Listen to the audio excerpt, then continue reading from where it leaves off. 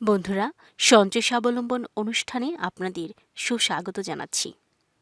সাধারণত মেয়েরা পরিবারের মা বা অভিভাবকদের কাছ থেকে বিভিন্ন হাতের কাজ শিখে বড় হয়ে ওঠে।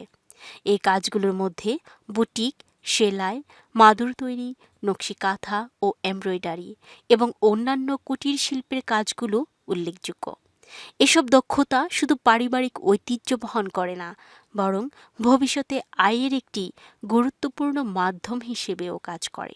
বর্তমান আধুনিক যুগে মেয়েরা শুধু ঐতিহ্যবাহী কাজের মধ্যেই সীমাবদ্ধ নয়, তারা ফ্রিল্যান্সিংয়ের মতো নতুন ক্ষেত্রেও নিজেদেরকে যুক্ত করছে।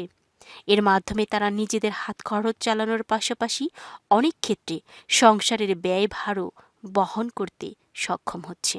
অন্যদিকে গ্রামীণ পরিবেশে বসবাসরত অনেক নারী এখনও বিভিন্ন হাতের কাজের মাধ্যমে স্বাবলম্বী হয়ে উঠেছেন, যেমন মাটির তৈজসপত্র তৈরি, পাটি বোনা, কাঁথা সেলাই, হাঁস মুরগির খামার পরিচালনা ইত্যাদি কাজ করে তারা আয় উপার্জন করছেন। সব মিলিয়ে নারীদের এই কর্মদক্ষতা ও উদ্যোগ সঞ্চয়ের পথকে সহজ করে এবং তাদের স্বাবলম্বী জীবন গড়ে তুলতে গুরুত্বপূর্ণ ভূমিকা রাখছে।